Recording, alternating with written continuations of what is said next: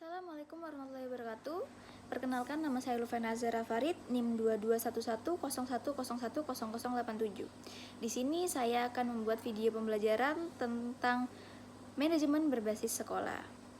Nah, pendidikan ini memiliki peran sentral dalam mencetak sumber daya manusia yang berkualitas dan juga berdaya saing. Dalam konteks globalisasi yang semakin kompleks, sistem pendidikan dituntut untuk terus beradaptasi dan juga berinovasi. Salah satu pendekatan yang diterapkan di berbagai negara, termasuk Indonesia, adalah manajemen berbasis sekolah ini. Jadi MBS ini merupakan kebijakan desentralisasi pendidikan yang memberikan kewenangan lebih besar kepada sekolah dalam mengelola sumber daya dan pengambilan keputusan demi peningkatan mutu pendidikan.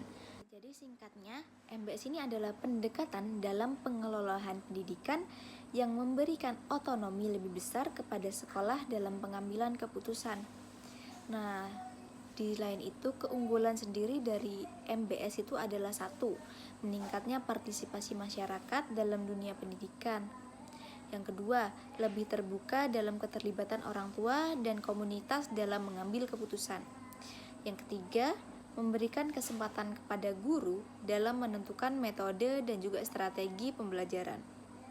Selanjutnya yang terakhir, sekolah ini akan lebih mandiri, inovatif, dan responsif terhadap kebutuhan dari para siswa-siswanya. Dan itu, manajemen berbasis sekolah ini juga memiliki tujuan dan juga manfaat. Jadi, manajemen berbasis sekolah ini bertujuan untuk meningkatkan mutu pendidikan melalui pemberian otonomi kepada kepala sekolah dalam mengelola sumber daya dan pengambilan keputusan yang lebih sesuai dengan kebutuhan lokal. Dengan adanya MBS, sekolah ini memiliki fleksibilitas dalam merancang dan juga menjalankan kebijakan pendidikan yang lebih relevan dengan lingkungan dan juga kebutuhan peserta didik.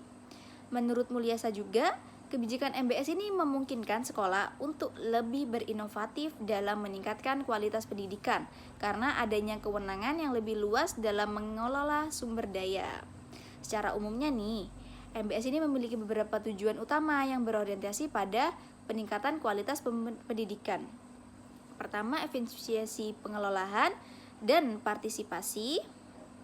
Juga tujuan utama dari penerapan MBS ini mencakup peningkatan kemandirian sekolah, mendorong partisipasi berbagai pihak dalam pengelolaan sekolah, meningkatkan akuntabilitas dan transparansi, memperbaiki kualitas pembelajaran, serta mengoptimalkan pemanfaatan sumber daya yang tersedia. Nah, yang pertama nih ada meningkatkan kemandirian sekolah.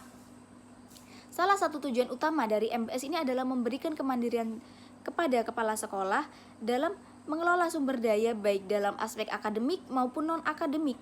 Dengan adanya kewenangan yang lebih besar, sekolah ini dapat menyusun kurikulum, metode pembelajaran, serta strategi apa saja atau evaluasi yang lebih sesuai dengan karakteristik siswa dan kebutuhan lokal.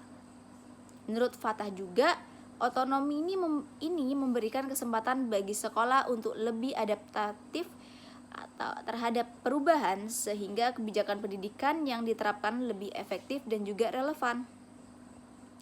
Namun, kemandirian ini juga menuntut kesiapan sekolah dalam hal manajemen dan kepemimpinan. Kepala sekolah dan guru harus memiliki keterampilan manajerial yang baik agar dapat mengelola sekolah secara profesional dan transparan. Yang kedua, ada mendorong partisipasi pemangku kepentingan. Jadi MBS ini menekankan pentingnya keterlibatan berbagai pihak dalam pengelolaan sekolah, termasuk kepala sekolah, guru, dan juga orang tua dan masyarakat. Partisipasi ini bertujuan untuk menciptakan lingkungan pendidikan yang lebih inklusif. Kedua, ialah mendorong partisipasi pemangku kepentingan. Kenapa? MBS ini menekankan pentingnya keterlibatan berbagai pihak dalam pengelolaan sekolah, termasuk kepala sekolah, guru, siswa, dan juga orang tua, serta masyarakat juga loh. Jadi partisipasi ini nih bertujuan untuk menciptakan lingkungan pendidikan yang lebih inklusif dan demokratis, di mana setiap pemangku kepentingan memiliki peran dan meningkatkan kualitas pendidikan. Jadi menurut Suryadi ini, keterlibatan aktif masyarakat dalam MBS dapat meningkatkan rasa memiliki terhadap sekolah sendiri, sehingga tercipta lingkungan belajar yang lebih kondusif. Jadi masyarakat ataupun orang tua akan merasa akan dia memiliki sekolah itu sendiri. Nah, Jadi, pendidikan dapat lebih sesuai dengan kebutuhan dan harapan komunitas sekitar. Mulyasani juga menyatakan bahwa sekolah yang mampu membangun hubungan baik dengan masyarakat cenderung memiliki tingkat keberhasilan yang lebih tinggi dalam implementasi MBS. Nah, selain itu, meningkatkan akuntabilitas dan transparansi. Salah satu keunggulan utama dari MBS ini adalah meningkatnya akuntabilitas dan juga transparansi dalam pengelolaan sekolah. Dengan adanya otonomi yang lebih besar, sekolah ini memiliki tanggung jawab untuk mengelola dana dan juga sumber daya kan. Jadi secara transparan serta memberikan laporan pertanggungjawaban kepada masyarakat, menurut Dependiknas 2001, transparansi dalam pengelolaan sekolah ini dapat meningkatkan kepercayaan masyarakat dan mendukung keberlanjutan program pendidikan. Dan akuntabilitas dalam MBS ini juga mencakup evaluasi kinerja sekolah dan tenaga pendidik. Jadi sekolah ini diwajibkan untuk menyusun laporan tahunan yang memuat informasi mengenai penggunaan dana, capaian akademik, serta program pengembangan sekolah. Tilar 2009 ini juga menyatakan bahwa sistem akuntabilitas ini mendorong sekolah untuk lebih bertanggung jawab dalam mencapai target pendidikan yang telah ditetapkan. Selain itu, transparansi ini dalam pengelolaan anggaran sekolah ini menjadi aspek penting dalam penerapan MBS. Dengan adanya kebutuhan atau keterbukaan informasi, masyarakat ini dapat mengetahui bagaimana sih dana pendidikan ini digunakan dan mengawasi apakah alokasi anggaran sudah sesuai dengan kebutuhan sekolah. Jadi semuanya bisa tahu di mana saja sih anggaran itu akan tersalurkan. Selanjutnya, memperbaiki kualitas pembelajaran. Jadi MBS ini juga meningkatkan kualitas pembelajaran dengan memberikan fleksibilitas kepada sekolah dalam menyusun dan menerapkan strategi pendidikan yang sesuai dengan kebutuhan siswa. Dengan adanya otonomi, sekolah dapat lebih inovatif dalam menentukan metode pengajaran, evaluasi, dan hasil belajar, serta pengembangan kurikulum berbasis kompetensi. Jadi menurut Mulyasa 2012, fleksibilitas ini memungkinkan sekolah untuk menyesuaikan pendekatan pembelajaran dengan karakteristik dan potensi peserta didik, sehingga hasil belajar ini juga akan lebih optimal. Selain metode pembelajaran, peningkatan kualitas pendidikan dalam MBS ini juga didukung oleh penguatan sistem evaluasi yang lebih objektif dan transparan. Sekolah dapat menerapkan sistem penilaian berbasis kompetensi yang lebih komprehensif, mencakup aspek kognitif, afektif, dan juga psikomotorik.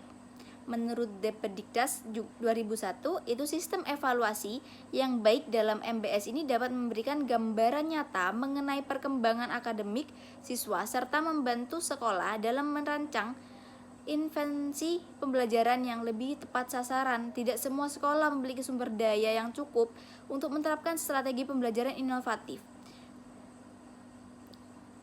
Selanjutnya ada mengoptimalkan pemanfaatan sumber daya. Jadi penerapan MBS ini juga bertujuan untuk memastikan bahwa setiap sumber daya yang dimiliki sekolah ini dapat dimanfaatkan secara optimal. Untuk mendukung proses pembelajaran dalam sistem ini, sekolah diberikan wewenang untuk mengelola anggaran, sarana, serta tenaga pendidik secara mandiri, sehingga pengalokasian sumber daya dapat lebih efektif dan efisien. Menurut Fatah, pengelolaan sumber daya dalam MBS didasarkan pada prinsip kebutuhan dan prioritas, sehingga dapat meningkatkan efisiensi penggunaan dana pendidikan. Dari tujuan tadi, pastinya menghasilkan berbagai manfaat. Salah satu manfaatnya itu adalah meningkatkan kemandirian dan fleksibilitas sekolah. Salah satu manfaat utama dari MBS adalah meningkatkan kemandirian dalam mengelolakan berbagai aspek pendidikan seperti kurikulum, metode pembelajaran, serta pengelolaan sumber daya manusia dan juga keuangan. Dengan adanya otonomi ini, sekolah dapat lebih fleksibel dalam menentukan kebijakan pendidikan yang sesuai dengan kebutuhan siswa dan juga lingkungan. Yang kedua, adanya meningkatkan partisipasi pemangku kepentingan dalam pendidikan. MBS ini mendorong keterlibatan aktif berbagai pemangku kepentingan termasuk kepala sekolah, guru, siswa, juga orang tua. dan masyarakat dalam pengelolaan pendidikan. Dengan adanya partisipasi ini yang lebih luas, sekolah ini dapat memperoleh masukan yang lebih beragam dalam pengambilan keputusan atau strategi. Dan menurut Fatah juga, keterlibatan orang tua dan masyarakat dalam pendidikan ini dapat meningkatkan rasa memiliki terhadap sekolah, sehingga mereka lebih peduli dan aktif dalam mendukung program-program yang dijalankan oleh sekolah. Contohnya nih, orang tua dapat berperan dalam mendukung kegiatan ekstrakurikuler, penggalaan dana, atau bahkan dalam pengembangan kurikulum berbasis kebutuhan lokal. Yang ketiga, meningkatkan akuntabilitas dan transparansi dalam pengelolaan sekolah. Menurut Dependiknas, akuntabilitas dalam MBS ini dapat dilihat dari 3 aspek utama: transparansi dalam penggunaan dana sekolah, evaluasi berkala terhadap kinerja tenaga pendidik, serta keterlibatan masyarakat dalam pengawasan kebijakan pendidikan sekolah yang menerapkan prinsip akuntabilitas dengan baik dan akan lebih mudah mendapatkan dukungan dan dari pemerintah maupun masyarakat. Yang keempat, adanya peningkatan kualitas pembelajaran dan hasil belajar siswa. Jadi menurut Tilar, peningkatan kualitas pembelajaran dalam sistem MBS ini dapat diwujudkan melalui penguatan kompetensi guru, pengembangan kurikulum berbasis kebutuhan siswa, serta penggunaan teknologi dalam pembelajaran. Dengan strategi ini, proses belajar mengajar menjadi lebih efektif dan juga menyenangkan tentunya. Yang kelima, pengoptimalan pengelolaan sumber daya pendidikan. Salah satu manfaat signifikan dari MBS ini adalah memungkinkan sekolah untuk mengelola sumber daya pendidikan dengan lebih optimal. Menurut Mulyasa, pengelolaan sumber daya yang baik dalam MBS dapat meningkatkan efisiensi dalam penggunaan anggaran serta memastikan bahwa setiap fasilitas yang tersedia dapat dimanfaatkan secara maksimal untuk mendukung pembelajaran. Misalnya, sekolah dapat menentukan prioritas pengeluaran untuk meningkatkan sarana belajar, pengembangan laboratorium, atau peningkatan kesejahteraan. Selanjutnya ada prinsip-prinsip dan asas manajemen berbasis sekolah. Jadi penerapan manajemen berbasis sekolah atau MBS ini didasarkan pada beberapa prinsip utama yang menjadi pedoman dalam pengelolaan sekolah. Prinsip-prinsip ini memastikan bahwa sekolah ini dapat menjalankan otonomi dengan tepat dan tetap menjaga kualitas, keterlibatan, dan akuntabilitas dalam sistem pendidikan. Nah, berikut ini merupakan prinsip-prinsip dari MBS. Yang pertama, ada kemandirian. Jadi, prinsip kemandirian dalam MBS ini berarti sekolah diberikan kebebasan dalam mengelola sumber daya serta menentukan kebijakan pendidikan sesuai dengan kebutuhan dan kondisi masing-masing. Namun, kemandirian ini juga membawa tanggung jawab besar bagi sekolah dalam memastikan bahwa setiap keputusan yang diambil benar-benar memberikan dampak positif terhadap mutu pendidikan. Jika tidak dikelola dengan baik, kebebasan ini dapat menimbulkan ketimpangan kualitas pendidikan di antara sekolah, terutama di daerah yang memiliki keterbatasan sumber daya. Oleh karena itu, diperlukan sistem pendampingan dan juga evaluasi yang ketat agar setiap sekolah ini dapat menjalankan kemandiriannya secara efektif dan juga bertanggung jawab. Yang kedua, ada partisipasi.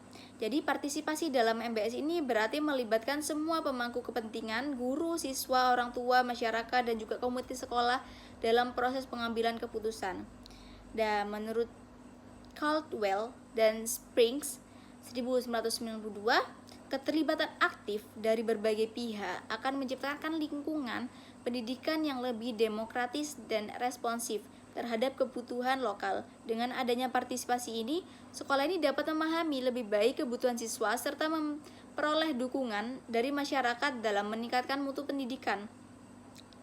Nah, salah satu bentuk partisipasi yang penting adalah keterlibatan orang tua dalam proses pembelajaran ketika orang tua aktif dalam mendukung pendidikan anak mereka.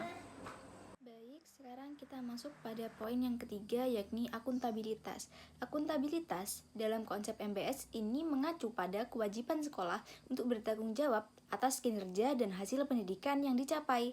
Menurut Fatah, menyatakan bahwa sekolah yang menerapkan prinsip akuntabilitas harus mampu menunjukkan efektivitas program yang telah dijalankan, serta mempertanggungjawabkan penggunaan dana yang dikelola. Jadi akuntabilitas ini penting untuk memastikan bahwa kebijakan yang diterapkan benar-benar berkontribusi terhadap peningkatan mutu pendidikan. Akuntabilitas juga berkaitan dengan sistem evaluasi dan pelaporan yang transparan. Yang keempat, yakni transparansi. Prinsip transparansi dalam MBS ini menekankan pentingnya keterbukaan dalam proses pengelolaan sekolah. Jadi, menegaskan bahwa transparansi ini sangat diperlukan agar semua pihak, termasuk masyarakat, dapat mengawasi dan juga memberikan masukan terhadap kebijakan yang diambil oleh sekolah. Selanjutnya, yang kelima, ada keberlanjutan. Keberlanjutan dalam MBS ini berarti bahwa setiap kebijakan yang diterapkan harus dirancang untuk jangka panjang, guna meningkatkan mutu pendidikan secara berkelanjutan.